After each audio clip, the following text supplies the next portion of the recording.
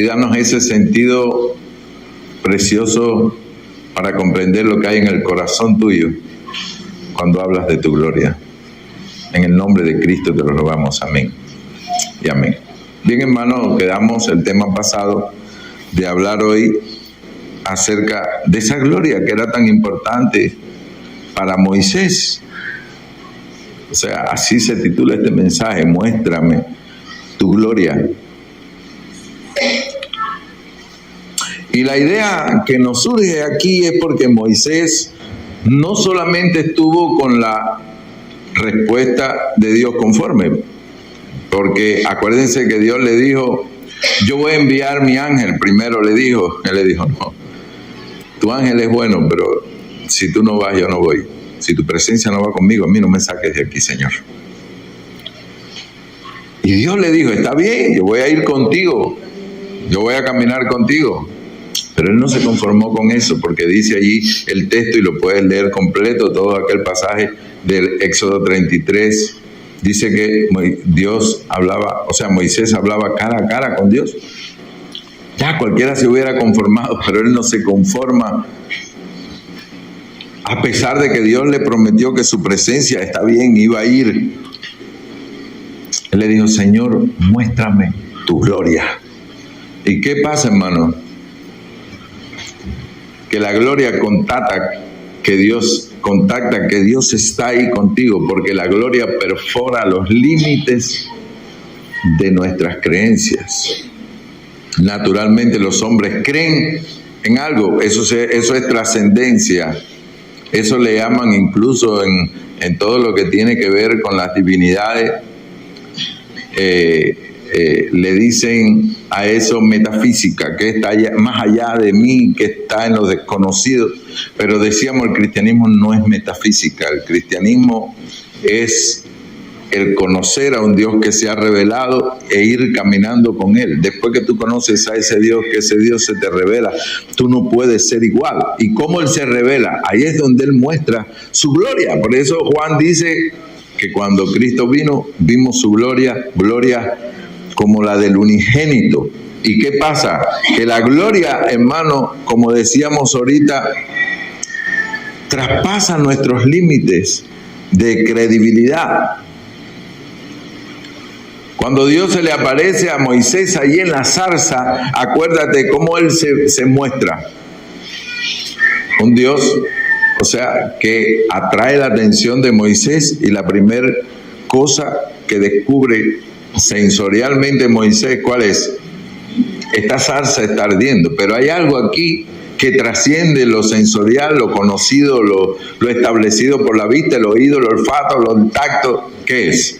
Que aquello no se consume, que aquello no se gasta, que aquello no se termina, no se apaga. Y cuando eso pasa, ya se tiene que romper algo en ti. Es el Dios eterno, es el Dios que permanece, es el Dios omnisciente, es el Dios omnisapiente.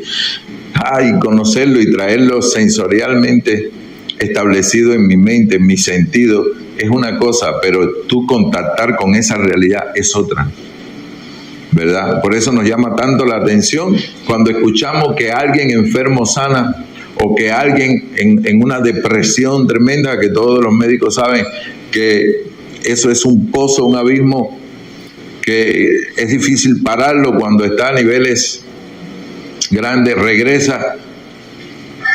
Esas cosas llaman la atención.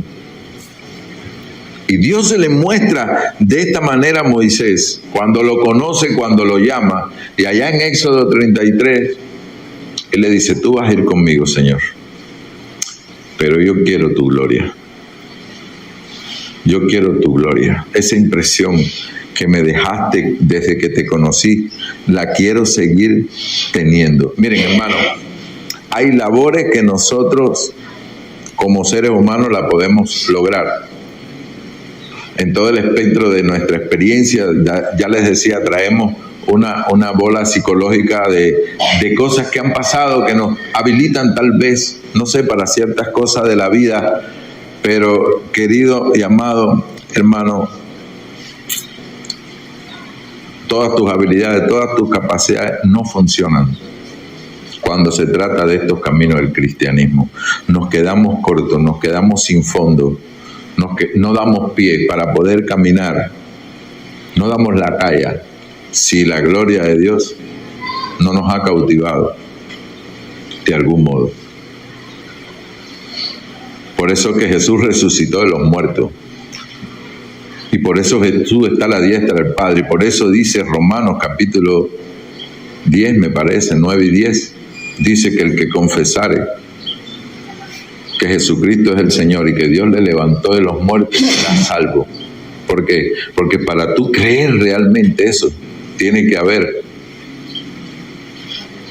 una presencia gloriosa de Dios en tu vida. Porque hay personas que lo meten aquí a la mente, pero eso no trasciende. Eso no lo dispara a la eternidad. No los hace pasar el techo. Y yo quisiera que hoy eso fuera algo que lidiara en nuestra vida para poder conocer más a Dios, para poder acercarnos más a Dios. Porque la primera cosa que Dios hace cuando Él te llama es que Él enfrenta tu insuficiencia. Léete allí Éxodo 3, del 10 en adelante, cuando Dios llama a Moisés. ¿Qué le dice después que lo llama? Dios lo quiere capacitar para que él vaya a Egipto y él pueda liberar a sus hermanos de allí, de Faraón. Y por supuesto, Moisés conocía Egipto, él se crió allí, era un ahijado del Faraón.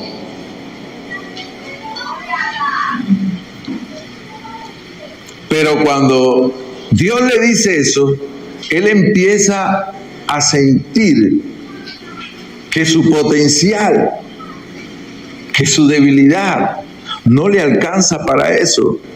Por eso cuando Dios lo llama, él palidece, él se espanta. Él le dice: Señor, ¿quién soy yo? Sí, yo estuve un tiempo allí, yo fui conocido. De hecho, quise mostrar cierta gallardía y salí de allí corriendo porque por poco me matan. Imagínate tú ahora, Moisés con 80 años viejo, le dice a Dios: Señor, yo no sé ni hablar. No he sido hombre de discurso. Además necesitas a alguien joven, preparado. Yo soy torpe de labio. Lo único que yo hago con cierta habilidad es pastorear ovejas. ¿Te puedes imaginar la perplejidad de Moisés? ¿Quién soy yo, Señor? En el mejor momento me estrellé. ¿Qué voy a hacer ahora, viejo? ¿Te puedes imaginar a Moisés en ese momento? Ahora, el problema no es la debilidad de un hombre. De hecho, Pablo dice que en la debilidad Dios se fortalece. ¿Sí? Diga el débil. El problema de un hombre no es su debilidad, es su perspectiva. ¿Por qué Dios nos aparece para romper con esos límites que tenemos los seres humanos? Para sacarnos de ese cruce de lo sensorial a lo intuitivo. Y de esa manera podamos escuchar a Dios. Hermano, la vida cristiana, por donde quiera que tú la mires, repito, no damos pie. Nosotros necesitamos una perspectiva correcta, porque nosotros no tenemos fuerza. Cosas como negarse a perdonar a una persona, tener valor, abstenerse de una pasión, todas esas cosas para un hombre es imposible. Es imposible. Cualquier ser humano lo puede afirmar que tenga una estela de vida ya en la tierra. Cómo ha luchado con las pasiones, cómo ha caído, cómo ha sido vencido. Pero el objetivo de Dios es ese, venir a levantarnos. Él quiere no que tú no seas débil, Él quiere exhibirse. Él quiere exhibirse. Cuando Dios llega a Moisés y Moisés le pone toda esa excusa, y Dios le dice: a ver, Moisés, ¿qué tienes en la mano? Y claro, tú que conoces la historia, tú dices: bueno, él tenía en la mano una vara. No. Él tenía un palo en la mano. Y entonces Dios, para romper con su mentalidad, para romper ese orgullo, entonces Dios le hace ver que con él eso no es un palo. Pero fíjense cómo Dios comienza rompiendo ese límite de Moisés. Él no llega a darle una terapia de autoestima ni un discurso motivacional, ¿verdad? Porque eso es lo que hacen los motivacionistas de hoy. Mírate en un espejo y dite a ti mismo, yo soy un campeón, ¿verdad? No. Dios nunca va a llegar por ese lado. Él no va a dar terapia psicológica, Él no va a venir, no. Él va a venir más bien ¿a qué? A que nosotros podamos ver que traemos una compañía. Por eso Moisés decía, si tu presencia no va conmigo, no me saques de aquí. Cuando tú mires tus manos, tú vas a colapsar. Cuando tú mires el palo, tú vas a colapsar. Vas a ser como hizo aquel profeta que se tiró debajo de un enebro. Porque te va a dar miedo, te va a dar angustia. Pero tú tienes que ver a ese Dios imponente.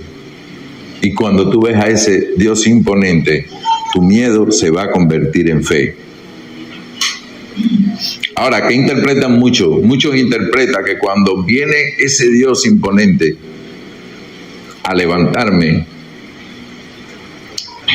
lo que se sienten es humillado.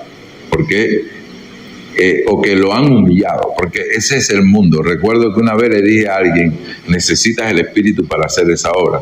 La persona se molestó conmigo muchos años y al tiempo me dijo por qué se había molestado. Se molestó porque era como que yo había dicho que él no tenía el Espíritu Santo. Escúchame, Dios puede darnos su Espíritu hoy, pero lo necesitamos mañana. Y hay cosas que vamos a tener que buscar ese momento, ese espacio, para que el Dios trascendente que conocemos, esa persona, nos diga, estoy aquí contigo. Enseguida, todo tu entorno va a cambiar. ¿Tú recuerdas a los discípulos cuando Jesús le dice, denle ustedes de comer? ¿Cómo ustedes creen que ellos se sentirían?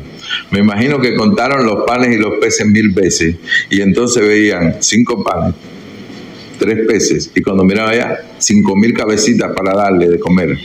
¡Wow! ¿Para qué Dios me dijo eso? ¿Para que yo pudiera saborear mi impotencia? No, hermano, Dios no es así. Dios quiere llevarnos siempre a otro nivel. Pero para Dios llevarnos a otro nivel, Dios tiene que desmantelar nuestra autoconfianza. Una de las cosas difíciles para que las personas se salven es que la caída te dejó sencillamente con los sentidos. Perdiste la intuición que te hacía conectarte con Dios. Y ahora lo que tenemos son los sentidos, el ojo, el oído. Y uno tiene que llegar a reconocer su impotencia, sí, pero es para poder llegar a otro nivel, es para poder saber que tú tienes que cambiar de posición, que tú tienes que descruzarte de esa naturalidad humana.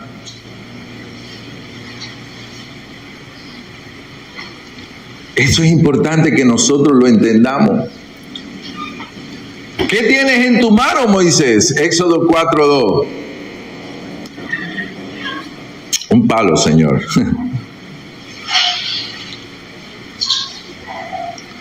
Pero Dios quería que él se diera cuenta. Tú con un palo no haces nada. Tú con un palo no haces nada. Escúchame, la fe nunca va a negar la realidad. La fe te va a hacer mirar al que está presente, al omnipotente. Eso es lo que va a hacer la fe en tu vida. Imagínate tú, los discípulos, ellos no sabían cómo salir adelante.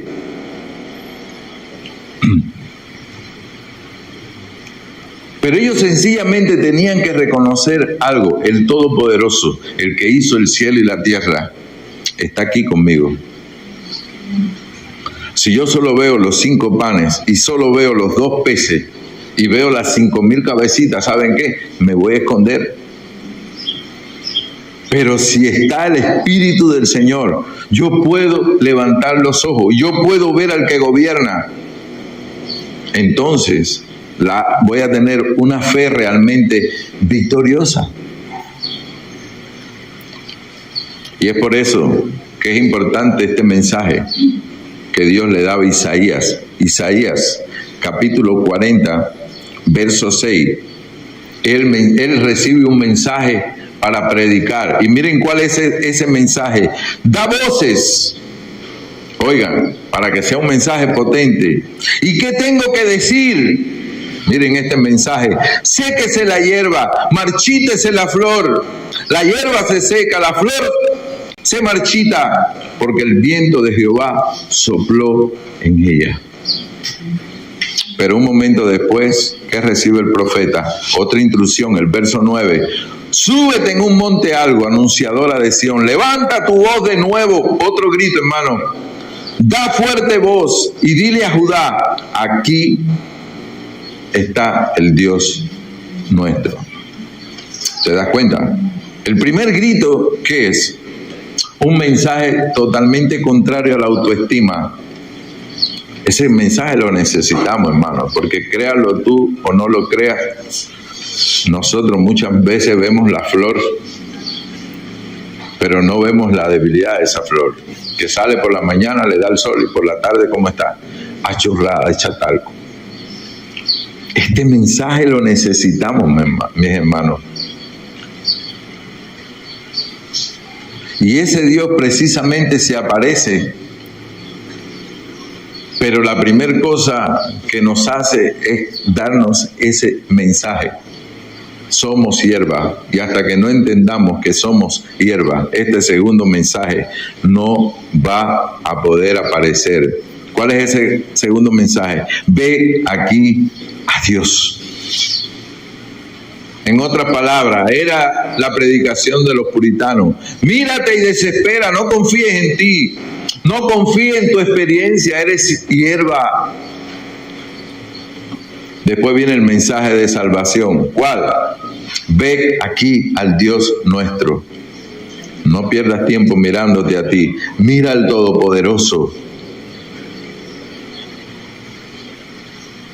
Y es lo que le sucede a todos nosotros. La primera cosa, cuando tenemos que resolver los problemas, ¿qué es lo que hacemos, hermano? Censar nuestra fuerza. Ver qué recursos tenemos para hacer las cosas. No, hermano, no haga censo de sus fuerzas. Nosotros necesitamos aprender a levantar nuestros ojos, a ver al que gobierna la tierra. Nosotros necesitamos a Dios más que el aire que respiramos. Nosotros necesitamos tiempo de calidad para meternos con Dios. Establecer ese tiempo diario para mirar la palabra, ver a Dios. Porque en nuestra fuerza no podemos. No podemos. En tu fuerza todo es imposible. Hay cosas que van a pasar a nuestro alrededor que si no entendemos el corazón de Dios, los planes de Dios, y eso se entiende leyendo de Génesis, Apocalipsis y la palabra, para tener la mente de Dios. Si tú no tienes la mente de Dios, tú no vas a entender lo que está pasando, lo que pasa en el ser humano, lo que está pasando en el mundo. Sin esa fuerza, tú no vas a poder encaminar tu hogar. Sin esos caminos, tú no tienes recurso, porque somos hierba. En tu fuerza tú no puedes perdonar, en tu fuerza tú no puedes llevar el control de la familia, en tu fuerza tú no vas a poder realmente disfrutar un negocio. Todo se te va a ir de las manos. ¿Por qué? Porque somos hierba. Porque en todo eso nosotros necesitamos ver a Dios. Necesitamos ver a Dios. Cuando tú vas a Romanos capítulo 8, verso 3, que dice Pablo: porque lo que era imposible para la ley, por cuanto era débil por la carne, Dios envió a su Hijo en semejanza de carne. ¿Para qué? Para hacer posible todas las cosas. Si te lees Romanos 7, vas a ver hierba. Si te ves Romanos 8, vas a ver la gloria de Dios guiándonos a través de su Espíritu. Lo que es imposible para ti es posible para Dios. Eso es lo que te está diciendo. Y es mi consejo hoy: busca a Dios hasta encontrar su gloria. ¿Has visto un perro cazador que no termina hasta que no coge la presa? Busca a Dios como ese perro cazador. Que Dios no te deje acampar en esto terrenal y te permite encontrar esa palabra ahí en la Biblia que da vida, ese pensamiento de Dios, que tú digas: Señor, me quedo aquí en esta verdad, déjame sentir el fuego de esta verdad, déjame saborear esta verdad, que esta verdad arranque de mi vida toda la mentira, arranque de mi vida todo lo que no sirve, todo lo que no es verdadero. Eso es lo que necesitamos nosotros. Decirle a Dios: Señor, exhíbete en mi vida como te exhibiste en Moisés, que le dijo: yo estaré contigo. Yo estaré contigo. Donde tú hables voy a hablar yo. Donde tú estés voy a estar yo. Qué glorioso, hermano. Porque la presencia de Dios siempre es la respuesta de un cristiano. Y esta verdad debe consolarnos profundamente. No tenemos la capacidad de vivir la vida cristiana en nuestra fuerza. Pero está la promesa de nuestro Señor. Él nos dice: no podemos hacer nada con eficacia en nuestra fuerza porque somos hierba, aunque tengamos los recursos, aunque tengamos ventaja, todo eso es hierba. Tú ves a un hombre pobre prosperar y se va para allá, se va del otro lado. Dice el salmista: no me des poco ni mucho. ¿Para qué? Para, si tengo poco, no maldecirte, y si tengo mucho, no alejarme de ti. El hombre coge cualquier extremo sin la presencia de Dios, hermano. Y ese debe ser nuestro clamor: Señor, necesito ver tu gloria. Y esto es la parte profunda que les hablaba al inicio. Moisés, en su debilidad, él ve sus límites, pero luego eso lo lleva a una relación bonita con Dios, y llega un momento donde la Escritura dice así, en Éxodo 33:11 dice: y hablaba Jehová a Moisés cara a cara, como habla cualquier compañero. Qué lindo yo poder hablar con Dios, yo poder saber que Él me responde cada vez que le pregunto, cada vez que Él me habla, y encuentro ahí algo lindo de su verdad en la palabra. Pero Él no para ahí. ¿Qué le dice Él a Dios? Te ruego que me muestres ¿qué? Tu gloria. Tú puedes estar caminando con Dios, pero aún así tú necesitas ver más de Él. Tú necesitas conocerlo más a Él. Y hay aquí una palabra muy linda que pudiéramos decir que es parte de la experiencia que hoy vivimos los cristianos. Y es esta: y te pondré en una hendidura de la peña, ahí en Éxodo 33:22. O sea, yo voy a pasar delante de ti, tú no podrás ver mi rostro, tú no puedes estar ahí y que mi gloria venga sin estar cubierto, sin tener una protección, sin tener un refugio, sin tener una cobertura. Ahora nosotros sabemos quién es esa cobertura, quién es nuestro refugio. ¡Cristo! Esa peña apunta a Cristo, como le llaman los teólogos, una teofanía, una aparición de su figura en el Antiguo Testamento. Porque así dice la Biblia, que estamos escondidos ¿en quién? En Cristo, en Colosenses 3:3. Entonces es algo precioso. Y yo quisiera que nosotros de algún modo supiéramos cómo meternos en esa peña, cómo encontrar ese refugio, por lo menos cómo es esa gloria, ¿no? Bueno, primero que todo, hermano, Dios es el protagonista siempre en esa gloria. Como dice la Biblia, que hablaba Jesús, yo soy el alfa, el omega, el principio y el fin. La vida cristiana nunca se le hubiera ocurrido a un hombre, como nunca se le hubiera ocurrido al pueblo de Israel, la manera gloriosa que Dios lo iba a librar. ¿Ustedes creen que Moisés hubiera tenido un plan para liberar al pueblo de Israel de la manera que él lo hizo? Claro que no. Claro que no.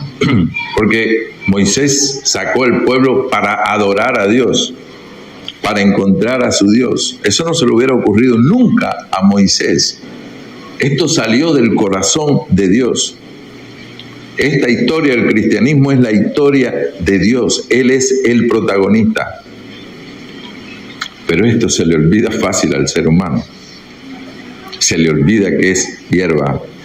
¿Cómo tú crees que Dios puede sacar a un hombre del pecado? Eso se le ocurrió a Dios. Tú no estás aquí por gusto. Tú eres la obra de un proyecto de Dios. Si estás en Cristo, si buscas realmente a Cristo, no es otra cosa. Esto se le ocurrió a Dios. Ustedes recuerdan que para entrar a la tierra prometida, ya Moisés no estaba y estaba el liderazgo de Josué. Y cuando ellos se acercan a la ciudad, a conquistar la ciudad, a tomarla, posiblemente era muy temprano y Josué estaba caminando solo, y ahí se nos dan muchos detalles, pero sí se nos dice que a la distancia de Josué aparece un hombre con una espada desenvainada. Ustedes lo pueden leer allí en Josué capítulo 5, versos 13 al 15. Lo busco. Josué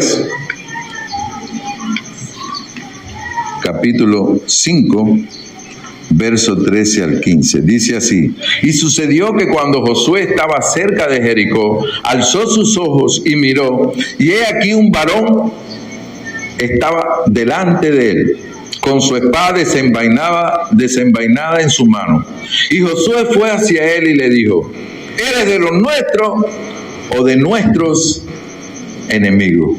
Ya ustedes saben, Josué era un guerrero, y si ese varón le hubiera dicho soy de tus enemigos, allí mismo hubiera empezado la conquista, ¿no? Porque ellos iban a tomar la ciudad de Jericó, una ciudad muy grande, incluso comparada con el ejército que traía el pueblo de Israel. Era imposible que ellos pudieran tomar esa ciudad. Y se le aparece esta persona a Moisés. Y ahora vamos a detenernos en la pregunta que le hace al ángel, que le hace el ángel a Moisés. ¿Cuál es la respuesta?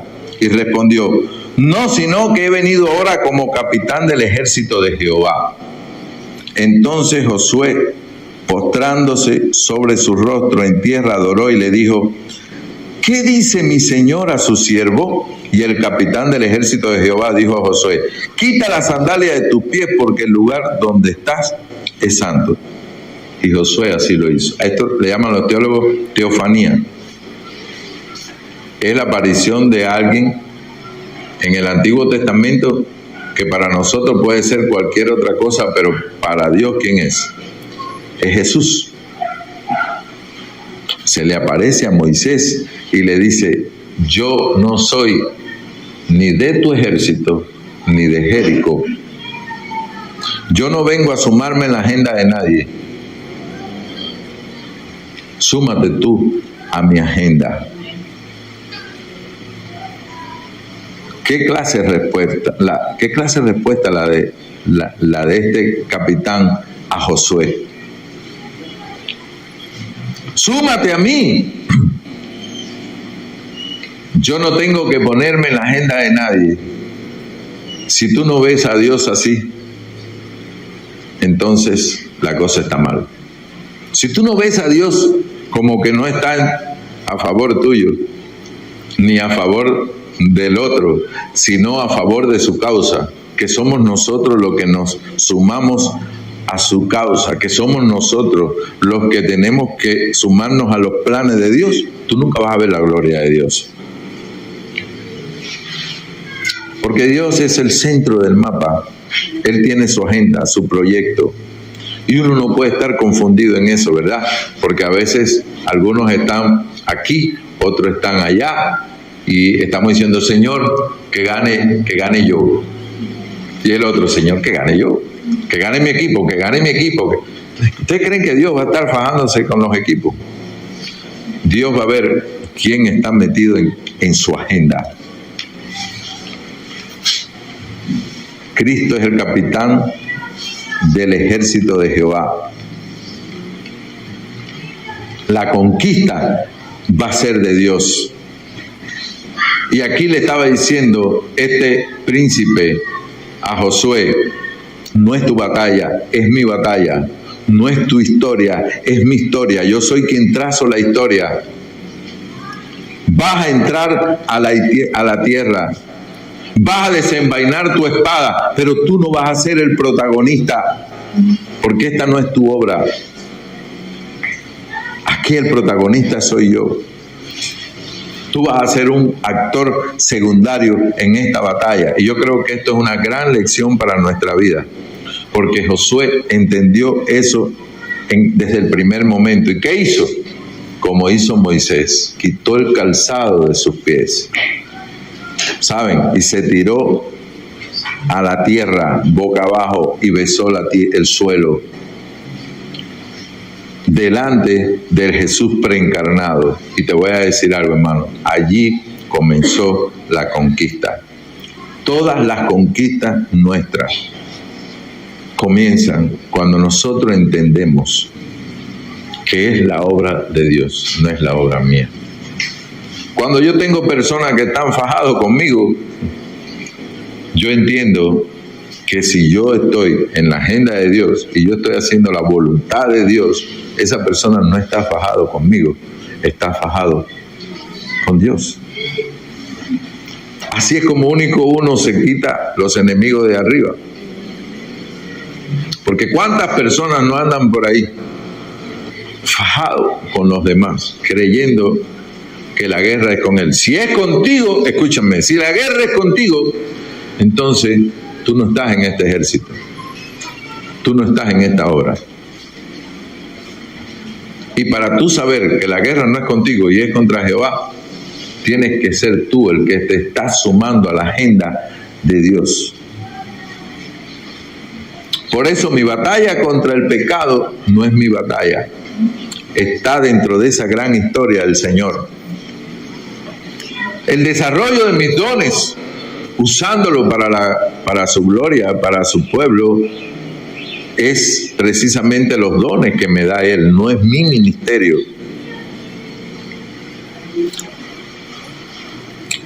Tu labor como padre, como esposo, como negociante, como operario, como lo que sea, tú no eres el autor principal si estás en la gloria de Dios, porque tú estás como el actor secundario. No te olvides de eso nunca. Así que en esta mañana, entiéndelo, mientras tú trabajas, mientras tú laboras, haces lo que tengas que hacer, no sé si limpiar, no sé si vender dulce, no sé si cualquier cosa que tengas que hacer en esta mañana, no te olvides de que Jesús es el guerrero con su espada en alto. Aquí tienes que incluir la batalla. Sea lo que sea que estés haciendo, Jesús es el guerrero, Él pelea nuestras batallas. Pero solamente cuando eres tú quien te has sumado a la agenda de Dios. Eres tú quien te acoplas a Él. Si no es así, hermano, si tú vives solamente para tu propio proyecto, tu lucha va a ser todo un desvarío. Entonces nosotros tenemos que ser perseguidores de esa gloria. Tenemos que encontrar como un sabueso ese lugar especial, esa gloria.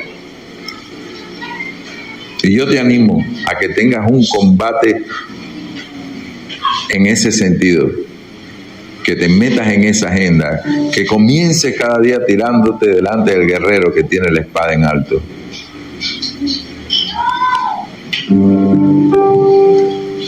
¿Podrá ser? Vamos a dejar el mensaje aquí porque ya son las 11:01. Pero esto es suficiente para yo entender. Señor, en mi fuerza no puedo. Yo soy hierba. Yo soy hierba. Si no lo sé, enséñamelo. Yo creo que esa lección nos la da Dios en la vida. Porque a veces nos creemos flor y vamos adelante y hacemos una inspiración así como diciendo, yo soy grande. Dios dice, este hombre no está listo para entender mi gloria. Este hombre tiene que aprender, tiene que besar el suelo, tiene que postrarse ante mí, tiene que rendirse. Que Dios nos muestre su gloria. Aún cuando somos cristianos, cuando llevamos tiempo, nosotros sabemos que sin Él no se puede. Pablo dice, cada día muero, cada día beso el suelo donde Él está. Tierra santa, quito mi calzado. Porque mis ojos han visto lo trascendente, mis ojos han visto lo omnipotente. Cada vez que se alimenta de esa palabra, cada vez que tiene una realidad extraordinaria que le vuela los sesos, Él se postra y le dice, Señor, me aferro a esa verdad, no quiero soltarla. Pablo llegó a decir, yo vivo de gloria en gloria, de una gloria a otra gloria. Qué precioso, qué precioso. Porque en Cristo podía encontrar esa realidad de Dios. Vamos a orar. Padre, gracias por esta mañana. Ven a bendecirnos. Danos ese ápice de este mensaje, aunque sea para lidiar con la realidad que vivimos, entender que somos hierba, que tenemos que secarnos, que tenemos que conocernos verdaderamente para poder buscar tu gloria, para aferrarnos a ti, Señor. Tú eres nuestro príncipe, nuestro capitán. A ti nos debemos. En el nombre de Cristo, amén y amén.